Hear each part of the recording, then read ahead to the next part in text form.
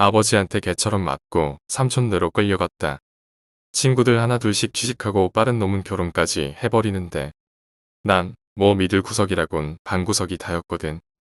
요즘 취업 전선이 얼마나 어려운데요 하며 이 핑계로 어떻게든 버티곤 있었는데 우리 아버지가 친구들 취직한 건 그럼 뭐냐고. 아버지 얘기에 어버버 좀 얼버무렸더니 바로 벼락이 떨어지더라. 네가 사람 새끼냐고 그러시는 거야. 방구석에서 돈이나 축내봐야 젊은 놈이 고생 한번 해봐야 한다며 어디로 전화를 한 통 거시는데 왠지 모르게 살짝 비릿한 불안감이 비늘처럼 곤두섰었거든. 짐작한 거지. 날 어디 인신매매단에 넘기실 리는 없지만 고생이란 단어가 가지는 무게에 걸맞은 내 반품처가 어디인지 딱 들어맞았어. 남해에서 어선 사업하는 삼촌댁이었지. 바로 협상 시도했지. 그냥 아르바이트 하면 안 되느냐고. 아버지는 말해놨으니 짐이나 싸라고 하셨어. 그럼 아르바이트라도 하겠다고. 차라리 공장에서 휴대전화 조립을 해도 배는 못하겠다고 포기 안 하고 덤벼봤지. 그랬더니 갑자기 아버지 마음이 돌아섰나 싶었는데 마음이 돌아선 게 아니라 공구상자가 돌아서더니 오엄마가 딱 나오는데 이러다 휴대전화를 조립하러 가기 전에 내가 새로 조립당하겠구나 싶어서 그냥 포기했지. 우리 아버지는 한다면 하시는 분이거든. 그쯤 되니까 그냥 체념하게 되더라. 날 그냥 어촌에 보내실 작정이구나. 내 뒤에서 오한말을 들고 두더지 잡기 놀이를 준비하시는데 덕분에 허리도 못 펴고 눈치 보면서 짐을 꾸역꾸역 챙겼지. 입대 전날에도 눈물이 안 났는데 그 순간만큼은 진짜 눈물이 나더라.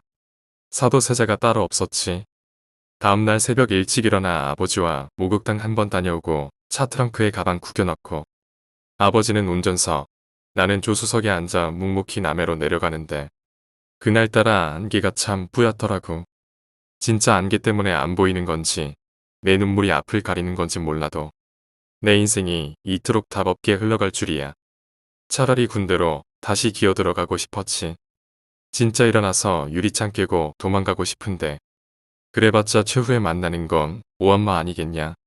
그냥 착잡한 마음으로 앉아있었지. 안개가 끼고 앞이 안 보여도 시간은 잘만 흐르더라니 남의 대교를 건너버렸어. 회덮밥 한 그릇 먹자마자 아버지는 곧장 차 타고 돌아가시고 덩그러니 남겨진 나는 분명 올 때는 셔츠에 청바지를 입고 있었는데 어느새 위아래 구분이 없는 작업복 하나를 입고 부두에 나와 있더라. 생선 담긴 상자가 쏟아지면 펄떡펄떡 막 그냥 살아있는 생선들이 바닥에 넘쳐나는데 아저씨들 아줌마들 정신없이 얼음 푸고 생선 푸고 배는 들어오지. 생선은 쏟아지지. 어떤 배는 다시 나간다고 줄 때 달라고 난리지. 상륙작전이 이런 건가 싶더만. 삼촌이 어딜 꺼벙하게 서있노. 코는 서울에서만 배워가는 줄 아나. 따라왔나. 하시더니 날 끌고 가셨어. 오한마가 사라졌으니 도망쳐도 되는 거 아니냐고. 삼촌은 팔뚝 자체가 오한마야. 완전 상남자 마도로스 있잖아. 삼촌이 가진 배들을 하나씩 보여주시는데 다양하더라고. 난 어선이 무슨 종류까지 있는 줄은 몰랐거든.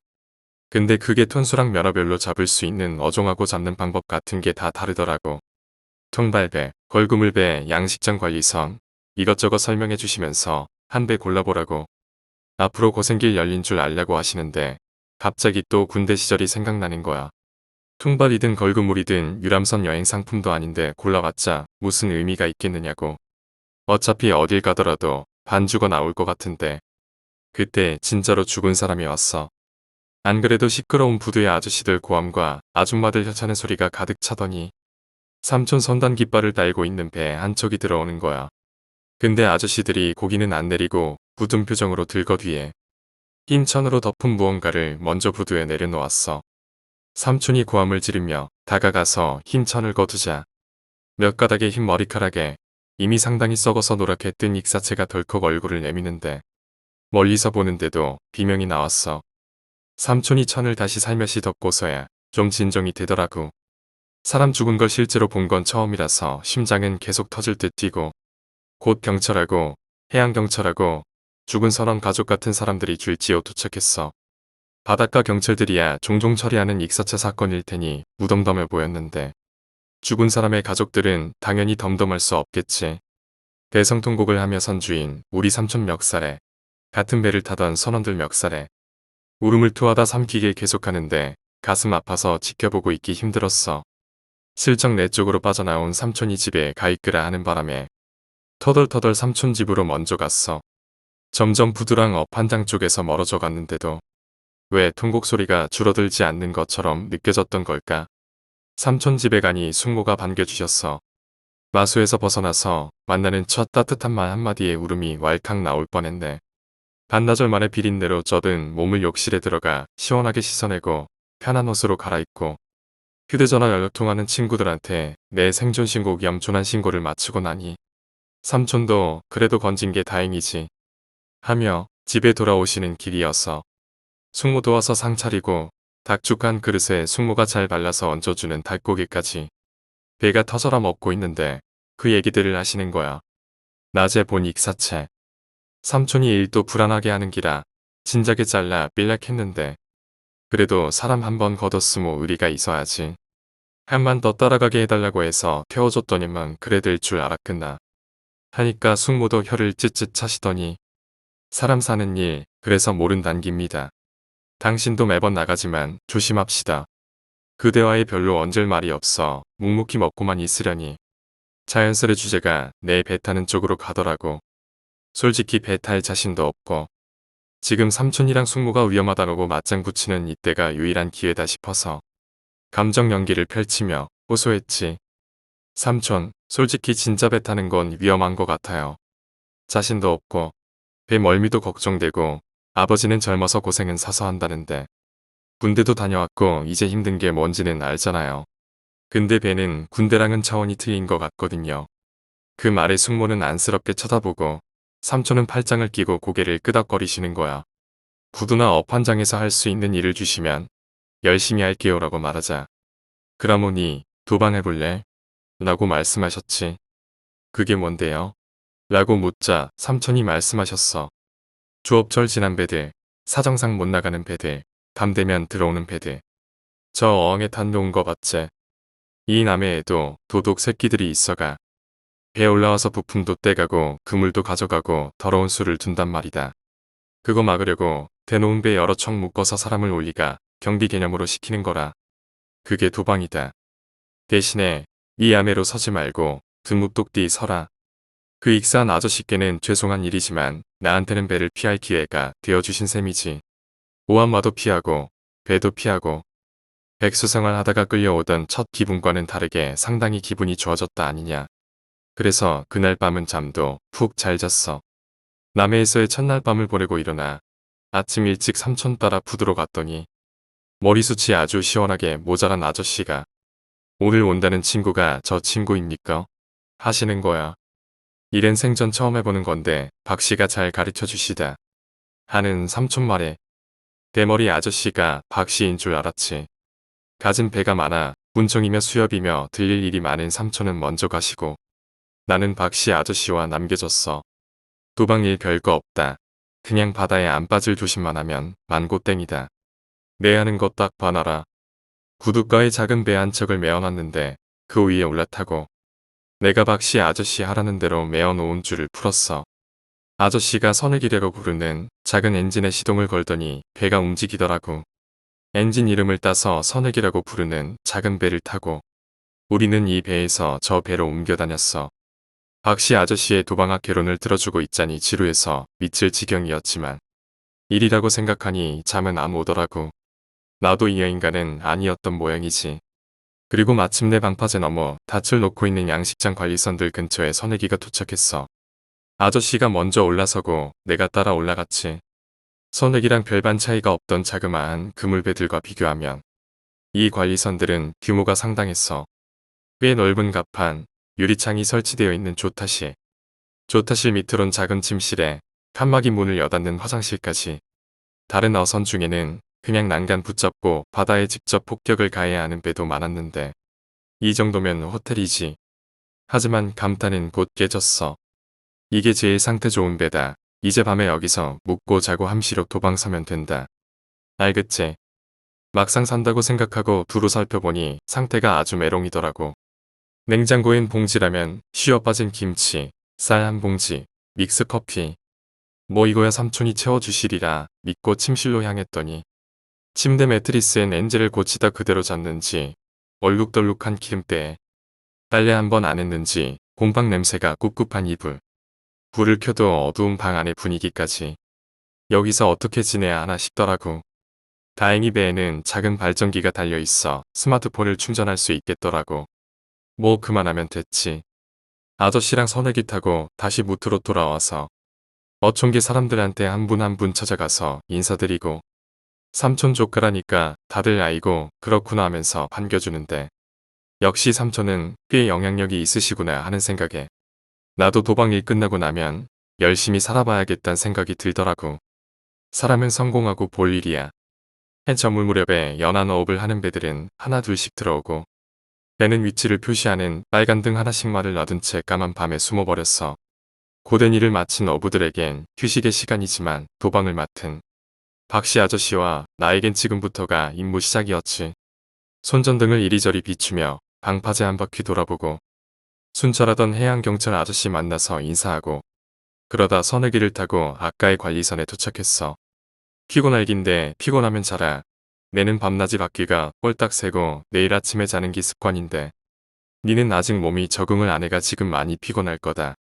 박 아저씨는 머리숱은 모자라도 인정은 넘치는 사람이더라고. 도방에 계급이 있는 것도 아니고 하니 그냥 아저씨께 양해 구하고 선실에 들어와서 몸을 이었어. 기름때 매트리스라고 불평했는데 막상 피곤하니까 잠이 쏟아지더라. 아저씨가 밤낚시할 거라고 분주히 덜그럭거리는 소리를 자장가 삼아 도방 첫 근무를 잠으로 대신했어. 춥죠. 얼어 죽을 것 같소. 뒤에 분명히 들려오고 있었어. 너무 추워서 죽을 것 같소.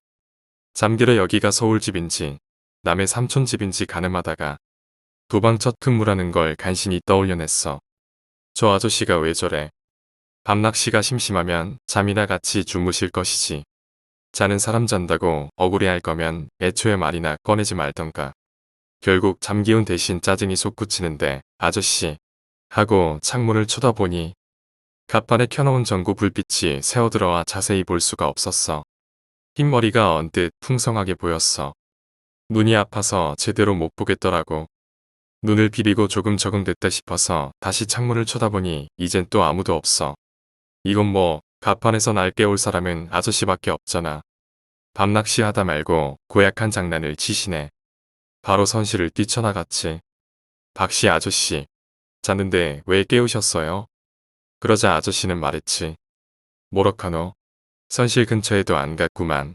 낚싯대 던지러온 거 안 보이다. 그래서 나는 말했어. 아까 유리창 밖에서 춥다고 막 하셨잖아요. 박씨 아저씨가 어리둥절한 표정으로 말하기. 술 처묵은 나 더워 죽겠구만 뭔 헛소리고. 네가 더위 묵은 거 아이가? 잘라면 곱게 디비자라. 아저씨의 당당한 태도에 덩달아 흥분해서 말로 투닥거리다가 다시 기억을 돌이켜보니 빛이 들어오는 창문 밖으로 흰머리가 보였던 기억이 점차 선명해졌어. 눈으로 본 거니까 헛것은 아닐 테고 빛이 들어오는 걸 흰머리로 잘못 볼 리도 없잖아. 아저씨는 저렇게 아니라고 몇 번이고 말씀하시는데 맞으면 맞다고 하면 그만이지 사람이 둘만 있는 곳에서 누구한테 덮어씌우겠어. 아저씨 민머리를 보니까 확실히 아닌 것 같더라고. 그냥 고약한 꿈을 꾼 거구나. 진짜 같은 꿈을 꿔서 착각한 거라고 생각했어. 아저씨께 착각한 것 같다고 죄송하다고 사과하니까 그냥 사람 좋게 웃어넘기시더라고. 이야기를 해봤자 괜히 더 바보 될까봐 입은 다물었는데 왠지 잠이 더 안 오더라. 낚싯대 하나 더 있느냐고 물었더니 없다고 하셔서 그냥 옆에서 스마트폰이나 만지작거렸어. 한 마리, 두 마리, 해산물이 지천인 남해라 그런지 밤낚시 미끼를 무는 고기들이 많더라고. 둘이 먹기에 꽤 되는 양을 잡았어. 곧장 아저씨가 솜씨 좋게 회를 치고 냉장고 안에 있던 라면을 써서 간단한 매운탕도 끓여서 소주 한 잔씩 기울였어. 도방 안 했느냐고. 뭐 사람이 보여야 도방을 하지. 근데 배탈인지 술동인지 몰라도 배가 아프네. 다행히 화장실이 있는 배라서 갑판에서 누다가 빠져 죽진 않겠다고 생각하며 화장실로 달려갔지. 휴지가 모자라서 설사라서 이대로 걸어나갔다간 허벅지에 뜨뜻한 무언가의 흐름을 느끼며 돌아와야 할지도 모르잖아. 아저씨하고 크게 부르면 들릴까 하던 와중에 세면대에서 물 나오는 소리가 들리더라고. 아저씨인가 인기척도 없어서 있는 줄도 몰랐네 싶었지. 아저씨, 휴지 좀 주세요. 앉은 자세 그대로 외쳤어. 물이 멈추더니 곧장 눈앞으로 손이 내려오더라고. 다행히 밖에 휴지가 있었나 봐. 제법 많이도 주셨지. 고맙습니다. 하고 닦을 때까진 좋았어. 근데 일어서서 닦다가 천천히 다시 천장을 쳐다봤거든. 위에서 손이 내려오긴 힘든 구조였어. 가끔 화장실들 보면 있잖아. 칸막이 위에 천장과의 틈이 없거나 적은 거. 어선 자체가 공간이 협소하다 보니 천장이 낮았거든. 천장하고 화장실 문 밑틈 한 뼘 정도밖에 차이가 안 나. 보통이라면 휴지를 아래틈으로 전달해주지 않나. 굳이 위로 줄 이유도 없을 뿐더러 한 뼘 같으면 내 경우는 팔뚝도 안 들어가. 근데 어떻게 윗틈으로 휴지를 주면서 내 눈앞으로 휴지를 전달해 줄 수 있었던 거지? 생각이 그쯤에 이르자 다시금 의문이 생기기 시작했어. 아저씨하고 불렀으면 대답 한 번이라도 해줄 만하잖아. 무뚝뚝한 성격도 아니셨거든. 뒤를 닦다 말고 멍청이 서 있는데 갑자기 이번엔 밑에서 휴지가 쑥 들어오더라. 난 깜짝 놀라서 소리를 질렀지.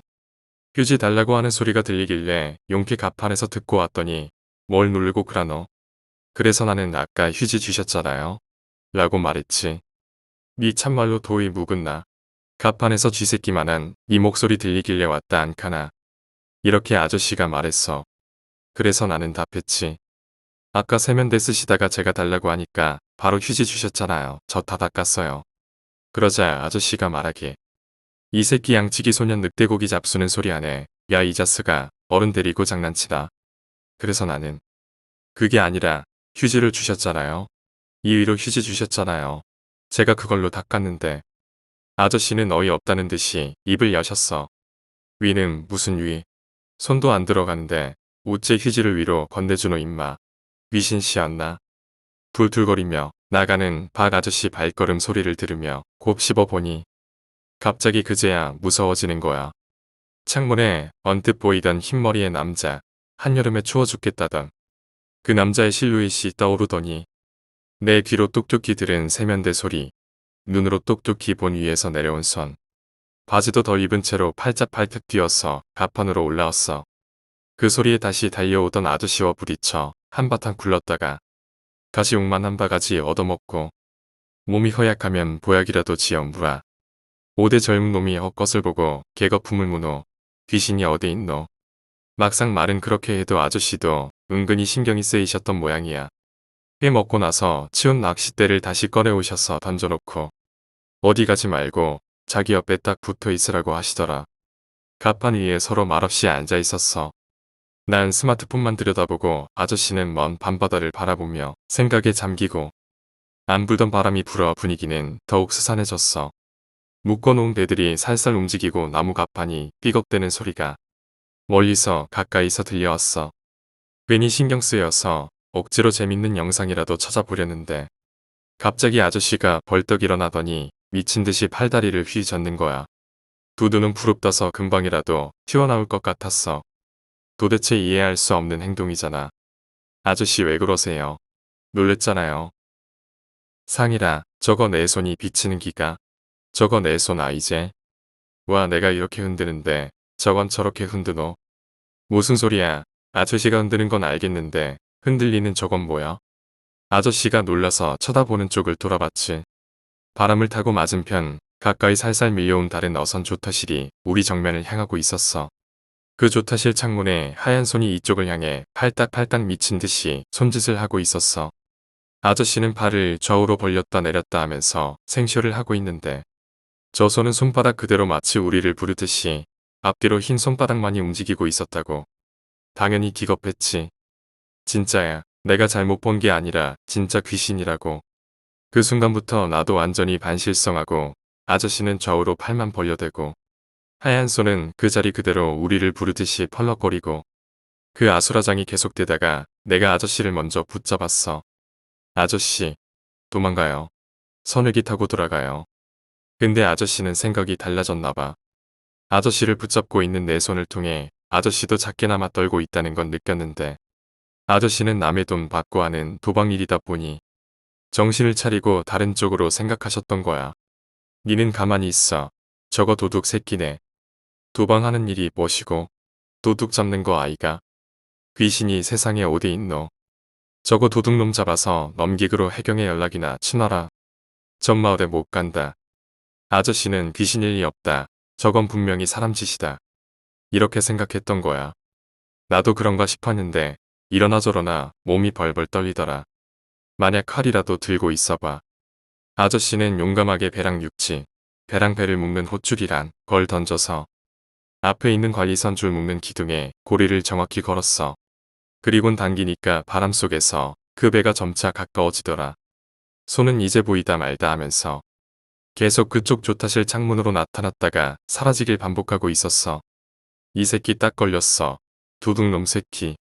아저씨는 허세인지 용기인지 모를 말을 내뱉으며 그 배로 올라탔어. 상이라 감시 잘해라. 그리곤 기둥에 걸린 줄을 풀어서 다시 우리 배 쪽으로 던져버리는 거야. 난 벌벌 떨면서 해양경찰 출장소에 전화를 걸었지. 다행히 바로 받더라고.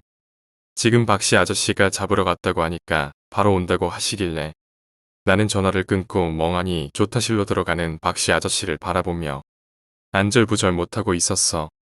근데 갑자기 아저씨의 비명에 이어 완전히 겁에 질린 아저씨의 목소리가 들려왔어. 귀신은 없다더니 아저씨 입에서 나온 단어는 분명 귀신이 맞았어. 다리가 후들거려서 서 있기도 힘들었어. 그래도 사람은 살려야지. 나도 밧줄을 들고 던져봤지만 숙련된 일꾼인 박씨 아저씨와 달리 내가 던진 밧줄은 힘없이 바다로 떨어지더라고.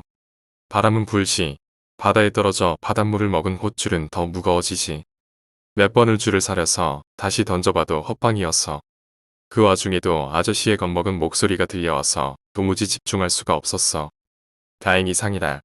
무슨 일이고 하면서 멀리서 확성기 소리가 들려왔어. 어촌 계장님하고 해경 출장소장님과 의경 대원 한 명이 계장님 선회기를 타고 이리로 오고 있었어. 도둑이 아니라 귀신이에요. 귀신.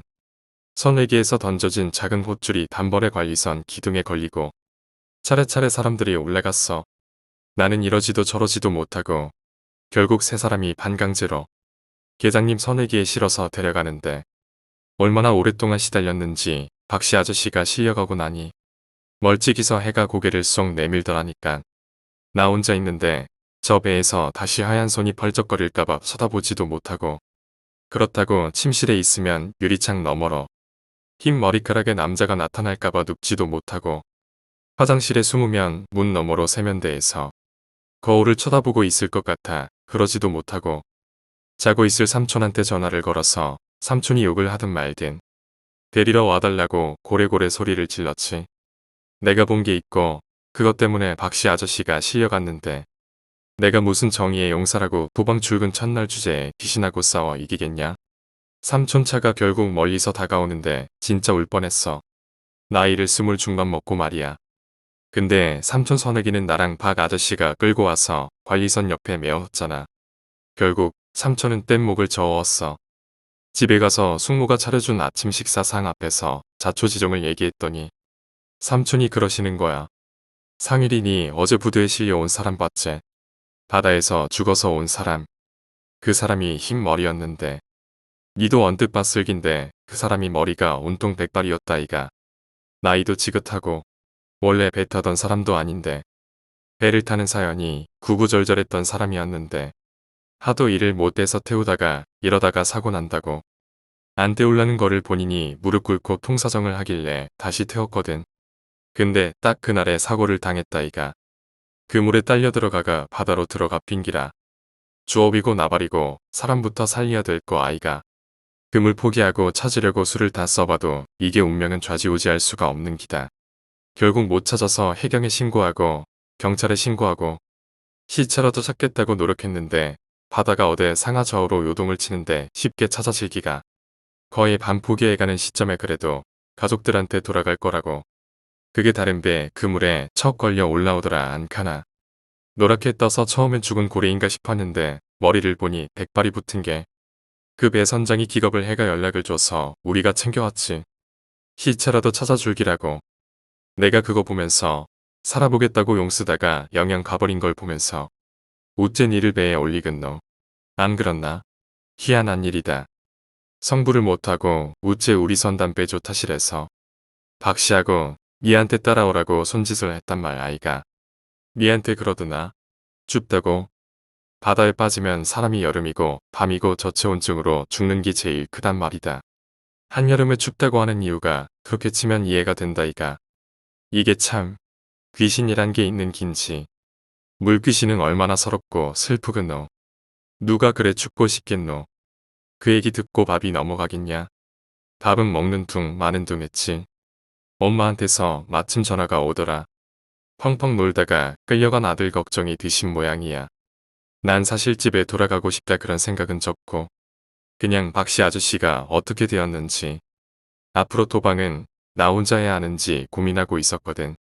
그래서 생각 없이 하루 동안 있었던 일들 다 얘기했지. 부두에 실려온 익사체, 도방하다가 본 여러 현상, 마침내 실려간 박 아저씨. 근데 갑자기 그 이야기를 듣더니 어머니가 삼촌 바꿔달라고 난리인 거야. 삼촌이 얘 영수님하고 전화를 받더니 쩔쩔매더라. 그리고 아버지가 날 바꿔달라고 하셨는지 삼촌이 다시 나한테 너희 아버지다 하고 전화를 바꿔주는데 전화 소리 너머로 어머니가 빨리 오라고 해요. 빨리 소리를 지르시니 아버지도 이길 재간이 없으셨는지 상이라 집에 돌아와라 하시더라. 아버지가 어머니한테 완전 잡혀 사시거든. 오한마보다 무섭다는 앞치마 여사. 그렇게 하루 만에 도방일은 끝나버렸어. 숙모가 빨아놓은 셔츠랑 청바지 다시 입고 스마트폰이랑 충전기 챙기니까 나머지 짐은 가져왔던 그대로 들고 가면 되겠더라고. 집에 가기 전에 하루였지만 정든 박씨 아저씨 건강이 염려되어서 남해역에 있는 큰 병원으로 갔어. 어차피 차표는 저녁 시간대로 끊어놓았고 터미널에서 병원이 그렇게 멀리 있지도 않았거든. 박씨 아저씨는 일반 병실에 계셨는데 날 보자마자 반갑게 인사하시더라고. 다행이다. 상당히 진정되신 게 건강에는 이상이 없어 보였어. 아저씨 저 그냥 집에 가기로 됐어요. 하루였지만 잘 해주셔서 감사했습니다. 그날 이후로 다른 별일은 없었죠. 그때 혹시 뭘 보셨는지 물어봐도 되나요? 그 말에 웃던 표정에 보일 듯 말 듯한 어두운 구석이 끼어들더니 밤에만 보인다. 혹시 지금 몇 시고? 그래서 나는 말했지. 지금 오후 6시 40분요. 좀 있으면 해지겠네요. 그랬더니 그냥 획 돌아 누워 버리시는 거야. 그러면 늦기 전에 빨리 가라. 밤에 보인다. 그 뒤로 몇 번을 불러도 베개에 얼굴을 파묻고 아무 대답도 안 하시길래 그냥 가져간 주스 상자만 드시라고 놔둔 채 터미널로 돌아갔지. 짧았던 남해에서의 2박 3일이 그렇게 끝나고 서울로 돌아가선 새 인생 살았어. 그래서 지금 먹고 살만해졌잖아. 비록 아버지 뜻대로 못 됐더라도 아버지가 바랬던 것 이상으로 내 인생에선 전환점이 되었던 일이거든. 그냥 옛날에 백수였을 줄 상상이나 했냐? 지금 와선 그때도 추억이지. 백수 시절엔 나름의 낭만이 있잖아. 작은 것 하나에도 세상을 다 가진 것 같은 기쁨을 느끼고 참 구질구질한 행복이 있었어. 그런 일이 있었지 하고 가끔 생각나는 추억. 그래서 이렇게 얘기도 하잖아. 박씨 아저씨는 그 뒤에 어떻게 됐느냐고. 사실 마지막 작별을 그렇게 했으니까 나도 궁금했지.